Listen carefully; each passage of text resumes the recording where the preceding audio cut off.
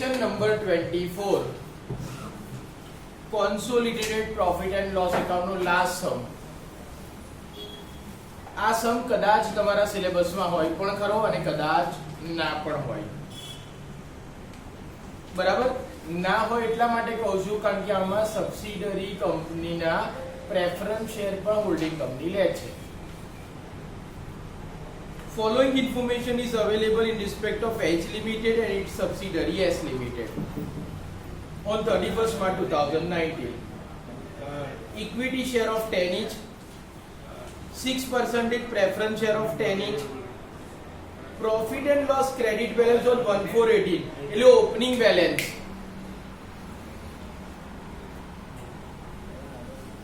profit and loss account debit balance on 1417 અને net profit of the current year after appropriation. હવે ઉપર જુઓ balance sheet ની તારીખ કઈ હતી? 31 માર્ચ 19. તો અહીંયા આગળ બે ઓપનિંગ બેલેન્સ આપ્યા છે. એ 1417 નું બેલેન્સ કાઢી નાખો, એ ભૂલથી છપાયો છે. કારણ કે 1418 નું ઓપનિંગ બેલેન્સ ક્યારે આવે? જ્યારે 1417 નું એડજસ્ટ કરો પછી જ પડે ને, એટલે એ કાઢી નાખો.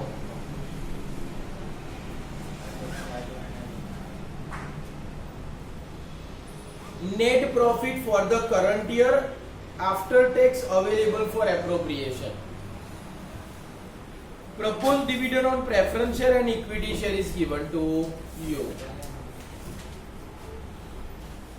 H Limited acquired 70% paid up equity share capital and 60% paid up preference share capital.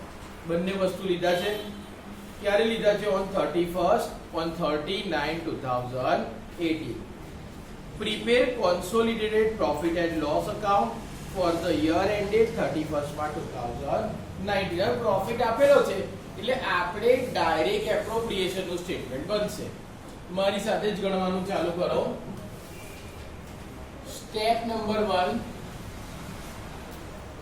prior is to post. चलो बैलेंस शीट ની ડેટ હતી 31st માર્ચ 2019. તો પ્રાયર પીરિયડ ચાલુ થાય 1/4/2018 to date of acquisition 39/2018 is equal to 6 month. અને post period ચાલુ થાય 39/2018 date of acquisition to closing date of balance sheet 31st March 2019 is equal to 6 month. तो 1:1 તમારો prior to post ratio થયો.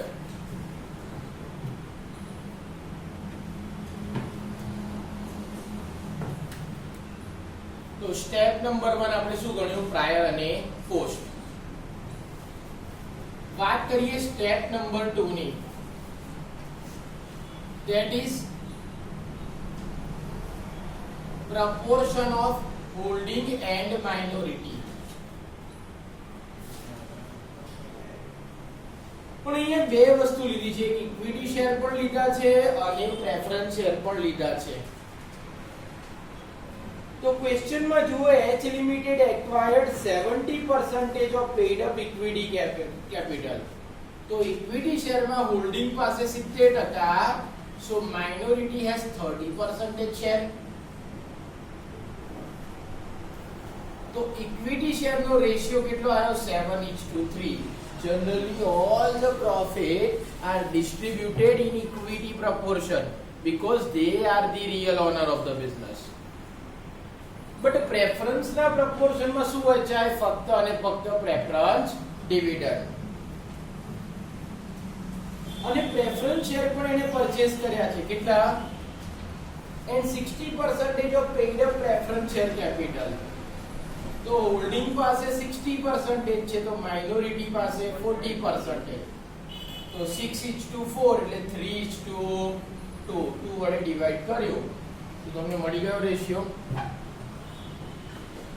હવે એક સવાલ પૂછું.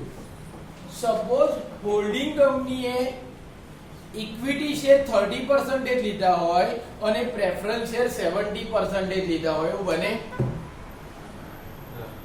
ના બને, બીકોઝ હોલ્ડિંગ કંપની બનવા માટે at least more than 50% of share carrying voting power હોવા જોઈએ. તો વોટિંગ પાવર કોની પાસે છે? ફક્ત અને ફક્ત ઇક્વિટી શેર પાસે. એટલે ઇક્વિટી શેર થી જ હોલ્ડિંગ કંપની ડિસાઈડ થાય. પ્રેફરન્સ શેર તો 10% લીધા હોય તો બી ચાલે, બરાબર, અને ના લીધા હોય તો પણ ચાલે. તો હોલ્ડિંગ ડિસાઈડ કરવા માટે, કંટ્રોલ માટે કયા શેર જો લેવા જરૂરી છે? Equity share. સ્ટેપ 1 અને 2 તો થઈ ગયો. સ્ટેપ 3 ઇમ્પોર્ટન્ટ છે.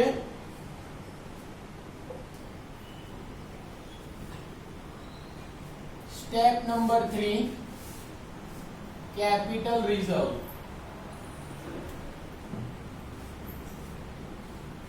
ગણતા જજો. સૌથી પહેલા opening balance of profit and loss account. કેટલું આપ્યું છે ઓપનિંગ બેલેન્સ? ક્રેડિટ હોય તો પ્લસ અને ડેબિટ હોય તો માઈનસ. જે 1417 નું બેલેન્સ હતું ને મેં કઢાઈ નાખ્યું, એ પ્રિન્ટિંગ મિસ્ટેક હતી. કેટલું આપ્યું છે? 25,000 કે 20,000? હંમેશા કોનો પ્રોફિટ જોવાનો? સબસિડરી કંપનીનો. તો opening balance of profit and loss account 20,000. Profit for the year.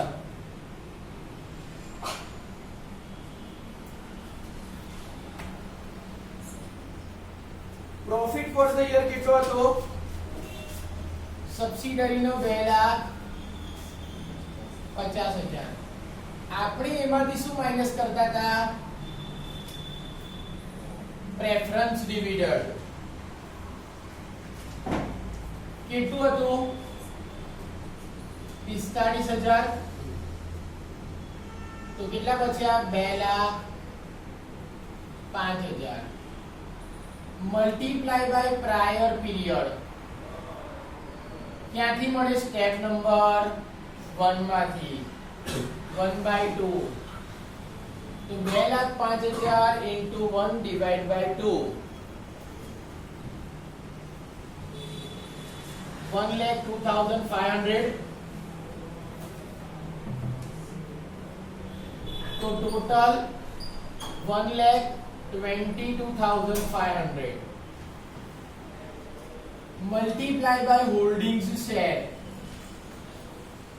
ક્યાંથી મળે? સ્ટેપ નંબર 2 માંથી. પણ કયો શેર? ઇક્વિટી નો 7/10.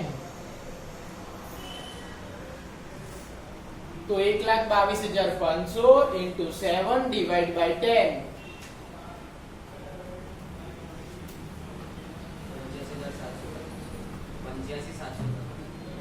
85,750. આપણે આને કેપિટલ રિઝર્વ કહેતા હતા. યસ ઓર નો કહેતા હતા ને? પણ આની અંદર હોલ્ડિંગ કંપનીએ સબસિડરીના પ્રેફરન્સ શેર પણ લીધા છે ને, તો પ્રેફરન્સ શેર ની અંદર પણ પ્રાયર પીરિયડમાં એનો જે હિસ્સો હશે એ પણ કેપિટલ રિઝર્વ જ કહેવાય. તો એની અંદર પ્લસ કરવાનો holdings share in prior period preference dividend. શું એડ કરવાનું?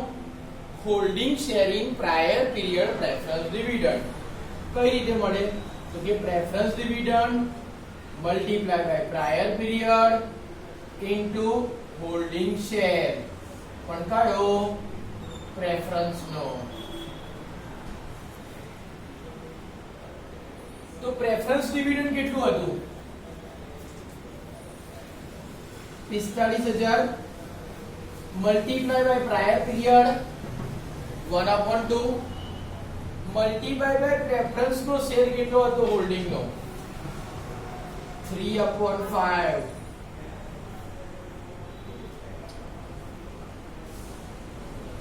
ગણો તો કેટલા આવે છે 13,500. તો આ થઈ ગઈ તમારી કેપિટલ રિઝર્વ. 85750 plus 13,500 99,250. એટલે આમાં કઈ આપણે અલગ નથી કર્યું. કેપિટલ રિઝર્વ એટલે હોલ્ડિંગ નો પ્રાયર પીરિયડ ના પ્રોફિટ માં હિસ્સો. ઓપનિંગ બેલેન્સ જે પ્રોફિટ એન્ડ લોસ એકાઉન્ટ હતું તો પ્રાયર પીરિયડ નું જ હતું. ધંધો ખરીદ્યા પહેલાનું એટલે પ્રાયર પીરિયડ નું, એટલે એને અલગ લખી નાખ્યું. આ વસ્તુ જે પ્રોફિટ હતો એમાંથી પ્રેફરન્સ ડિવિડન્ડ અલગ કર્યો. એટલે જે બચ્યો એ પ્રોફિટ કોનો ઇક્વિટી નો મલ્ટીપ્લાય બાય પ્રાયર પીરિયડ, એટલે પ્રાયર પીરિયડ નો પ્રોફિટ મળી ગયો. ટોટલ પ્રાયર પીરિયડ ના પ્રોફિટ ને મલ્ટીપ્લાય બાય હોલ્ડિંગ નો ઇક્વિટી શેર ના હિસ્સા જોડે મલ્ટીપ્લિકેશન કર્યું તો તમને મળી ગયો ટોટલ ઇક્વિટી શેર નો હોલ્ડર નો કેપિટલ પ્રોફિટ માં હિસ્સો. પણ આમાં પ્રેફરન્સ શેર પણ લીધા છે તો preference dividend multiply by prior period multiply by holding sharing preference share. તો જે તમને આવ્યું એની અંદર એડ કર્યું એટલે ટોટલ તમારી શું આવી ગઈ capital reserve. Clear? Step number 4 minority interest. Minority interest એટલે કે જે માઇનોરિટી શેર હોલ્ડર છે એમનો હિસ્સો કેટલો. હવે જે ડિવિડન્ડ હશે એ તો એમને રોકડા જ આપી દેવાના છે આપણે, એટલે એનો હિસ્સો તો આપણે ડિવિડન્ડની લાયબિલિટીમાં ગણવાના જ છે. કારણ કે આપણે યાદ કરો ડિવિડન્ડ લખતા હતા એમાં સબસિડરીના ડિવિડન્ડમાંથી કોનું ડિવિડન્ડ માઈનસ કરતા હતા હોલ્ડિંગનું, કારણ કે આપણે એને ચૂકવવાના નથી. હું મને તો ડિવિડન્ડ નહીં આપું પણ બહારના વ્યક્તિને તો આપીશ ને, એટલે એ તો લાયબિલિટીમાં અલગ લખતા હતા જ, એટલે એને તો માઇનોરિટી ઇન્ટરેસ્ટમાં ગણવાનું નથી. તો એ સિવાયના પ્રોફિટમાં માઇનોરિટીનો જે હિસ્સો હોય એ માઇનોરિટી ઇન્ટરેસ્ટમાં આવશે. તો એ તો આપણે જે રીતે ગણતા હતા એ રીતે જ ગણીશું. તો કેવી રીતે ગણશો?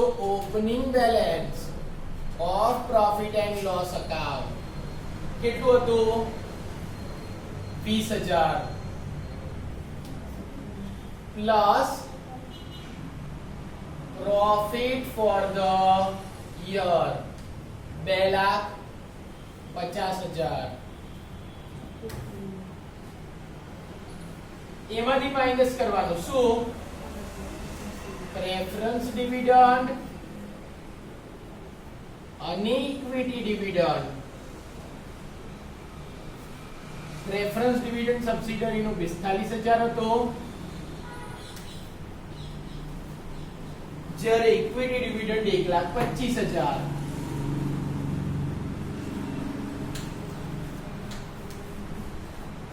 કેટલા બચે છે? 1,00,000. મલ્ટીપ્લાય બાય માઇનોરિટી શેર પણ કયો? ઇક્વિટી નો, પ્રેફરન્સ નો લેવાનો નહીં. તો કેટલો હતો? 3/10.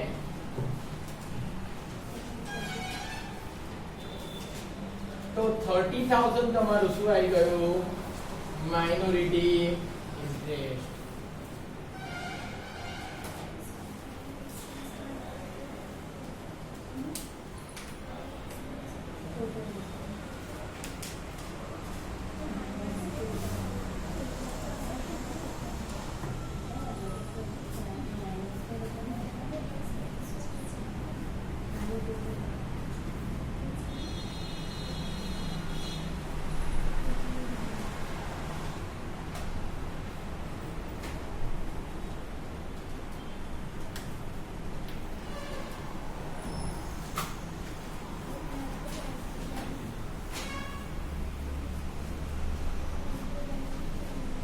ચલો આટલું લખાઈ ગયું હશે. સ્ટેપ 3 ક્લિયર ને બધાનું?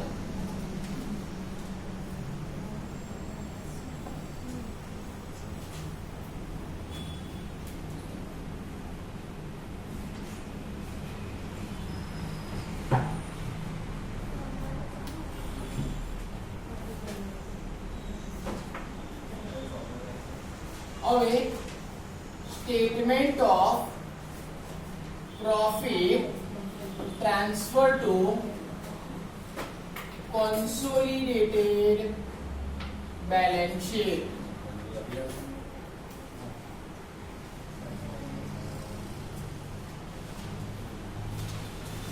Statement of profit transfer to consolidated balance sheet. Columns तैयार कर दो.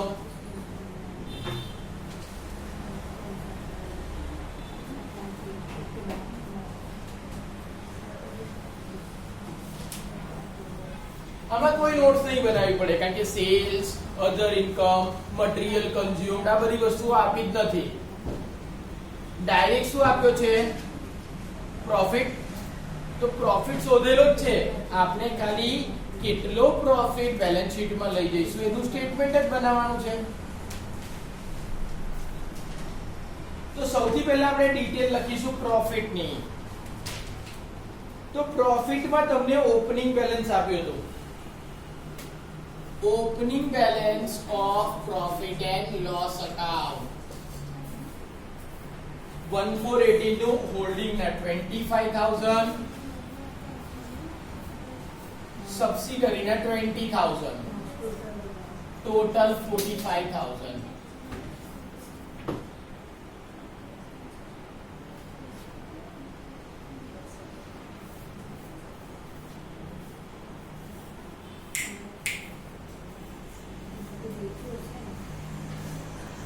પછી plus profit for the year. એમાં હોલ્ડિંગ નો કેટલો પ્રોફિટ હતો? 3 લાખ અને સબસિડરી નો 2,50,000. Total profit 5,50,000. तो 5,50,000 plus 45,000 5,95,000 હશે. Minus appropriation.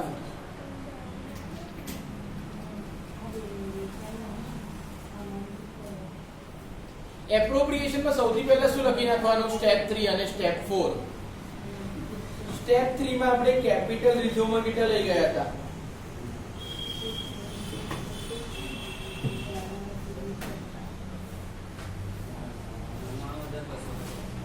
99,250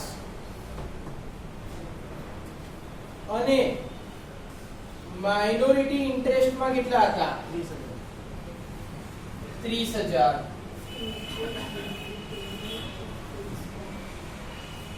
હવે પ્રપોઝ ડિવિડન્ડ. તો પ્રપોઝ પ્રેફરન્સ ડિવિડન્ડ ધ્યાનથી લેજો જો કેવી રીતે લખું છું. હોલ્ડિંગ નું 75,000, સબસિડરી નું કેટલું હતું? 45,000 માઇનસ હોલ્ડિંગ શેર. હોલ્ડિંગ નો શેર કેટલો હતો?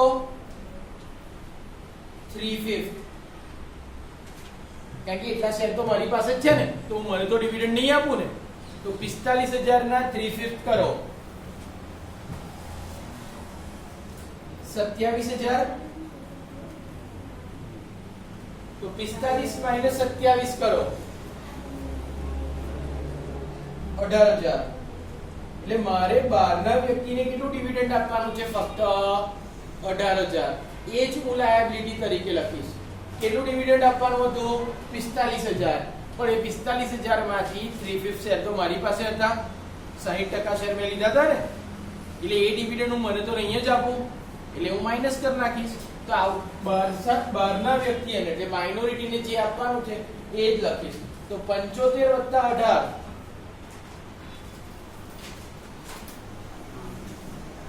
93,000.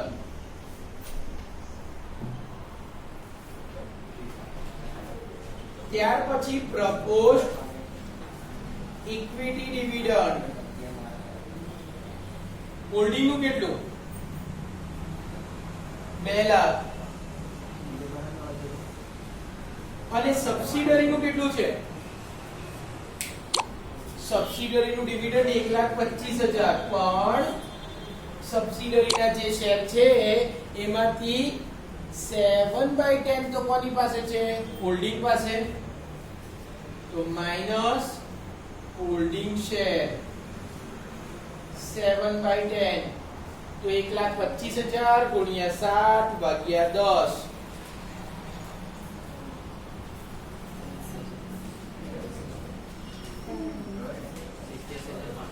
87,500.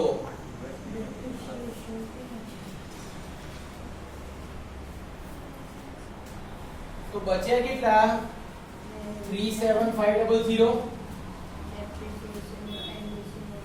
125 ઓછા 87,500 કરો. 37,500.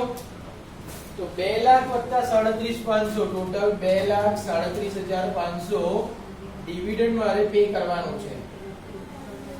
એટલે હવે જે બચ્યું that is balance carry forward.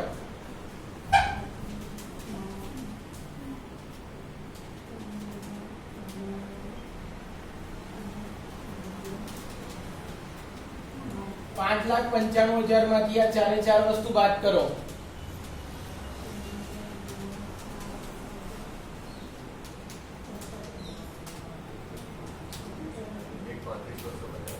$1,35,250. તો આ થઈ ગયો જ્યારે હોલ્ડિંગ કંપનીએ સબસિડરીના પ્રેફરન્સ શેર લીધા હોય ત્યારનું consolidated profit and loss account. એના પછીનો દાખલો છે ને એ તમારે જાતે ગણવાનો છે. જોઈ લો એકવાર. Following information is available in respect of H Limited and its subsidiary S Limited. પછી આ ગણજો એકવાર જોઈ લો. ઇક્વિટી શેર કેપિટલ આપ્યા છે 8 lakh 5 lakh. Preference share capital of 100 is 5 lakh 3 lakh. Profit and loss account નું credit balance on 1/4/18 10,000 and 8,000. Net profit for the current year available for appropriation 120 and 1 lakh. Proposed dividend on preference share and proposed dividend on equity share. H Limited acquired 70% paid up equity share capital and 60% paid up preference share capital on 30/9/2018. Prepare consolidated profit and loss account for the year ended 31st March 2019. Ignore DDT. Same દાખલો છે એ જાતે ગણાય. 26મો દાખલો dividend નો point છે જે તમારા સિલેબસમાં નથી. College વાળા કરાવશે તો હું કરાવીશ, બાકી ડિવિડન્ડ વાળો કોઈ બી પોઈન્ટ કોન્સોલિડેટેડ બેલેન્સ શીટમાં તમારા સિલેબસમાં નથી, તો એ નથી ગણવાનો, કેન્સલ કરો. So we have completed unit number 2, that is holding company.